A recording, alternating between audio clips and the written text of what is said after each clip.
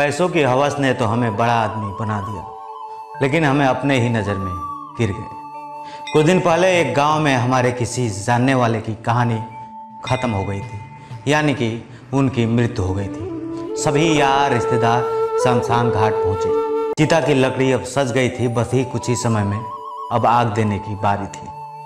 उनके अंतिम विदाई में पहुंचे हुए लोग बहुत अच्छी अच्छी बातें कर रहे थे।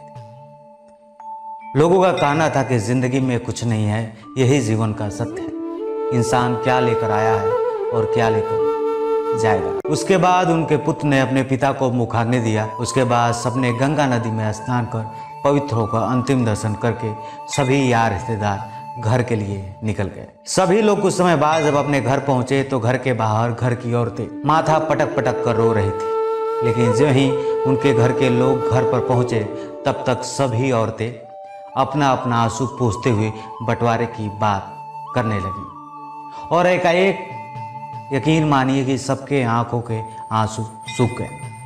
सभी भाई एक दूसरे को तुम तड़ाम डांट कर टपट कर बोलने लगे। तब तक एक भाई एक दूसरे भाई का कॉलर पकड़ लिया, बोला जब तक सही सही बंटवारा नहीं होगा तब तक काम क्रिया नहीं होगा। यह देखकर मन अजीब लग रहा था कि सच में हम लोग कितने बनावटी हैं। अभी जले हुए शरीर की आग धधक ही रही थी कि घर में कुरुक्षेत्र की तैयारी हो गई। सभी भाइयों ने लाठी डंडे निकालकर लड़ने के लिए तैयार हो गए। इस लड़ाई को देखने के बाद तमाशगीरों का कहना था कि इनके बाप ने बहुत मेहनत करके बेटाओं के लिए इतनी प्रॉपर्टी बनाए थे। शुक्र तो हो उस बेटी का जो 2 महीने से यहाँ रहकर अपने बाप की सेवा कर रही है। यह उसकी सेवा का नतीजा है कि 2 महीना तक और उसके बाप बच गए। यह बात मुझे समझ नहीं आया और मैंने पूछ दिया कि ऐसे कैसे। तब गांव वालों ने कहा बेटे की शादी के बाद इनके पिताजी बीमार चल रहे थे। किसी बेटे ने उस बाप को सही से इलाज नहीं कराया, यहाँ तक कि उनको छोटे बच्चों की तरह डांटते भी थे। उस वक्त उनकी बेटी यहाँ पर आकर 2 महीने से अपने बाप की सेवा कर रही है, अपने हाथों से खाना खिलाती है, उनके कपड़े धोती थी और उनके कुर्ते का बटन भी लगाती थी। फिर मेरी नज़र एक औरत पर गई। जिस भीड़ में सभी लोग बंटवारे की लड़ाई कर रहे थे उसमें एक औरत चिघार चिघार कर रो रही थी। जब मैंने गांव वालों से पूछा यह कौन है तो लोगों ने बताया यही तो है उनकी बेटी।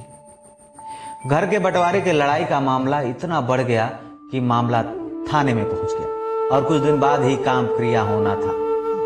कोई भाई पैसा खर्च करने के लिए तैयार नहीं था, क्योंकि हमारे धर्म में जब कर्म कांड होता है तो बहुत सारे पैसे खर्च होते हैं। फिर बेटी ने अपनी मंगलसूत्र और कान की बाली अपने बड़े भाई के हाथ में रख देती है और कुछ पैसा भी, और कहती है कि भैया पिताजी का काम क्रिया की तैयारी करो, पैसा हम देंगे। बड़े भाई ने चारों भाइयों के हिस्से में से एक खेत बंधक रख दिया और कुछ पैसे बहन ने दी थी। दोनों को मिलाकर काम क्रिया हो गया। बड़े भाई का कहना था जब तक मामला थाने में है खेत को बंधक रख देते हैं, जब हिसाब लगेगा तो सबके हिस्से से पैसा काटा जाएगा। यह दृश्य देखकर मन रोने पर यकीन मानिए मजबूर हो गया था। सच में एक बाप के जीवन में अगर उसकी पत्नी के बाद कोई सबसे वफादार है तो उसकी बेटी है।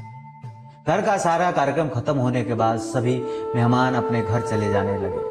तब तक मैंने देखा उस भीड़ में एक औरत अपने सर पर पल्लू डालकर रोते हुए सबको प्रणाम कर रही थी और सभी भाइयों को समझा भी रही थी।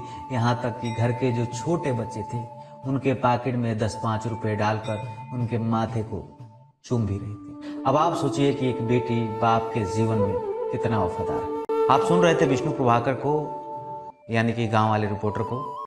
गाँव वाले रिपोर्टर और गोरखपुर एक्सप्रेस न्यूज पर प्यार बनाए रखिए। हम आप सबके बीच कुछ ऐसी अच्छी अच्छी कहानियों का सीरीज लाते रहेंगे। धन्यवाद, नमस्कार।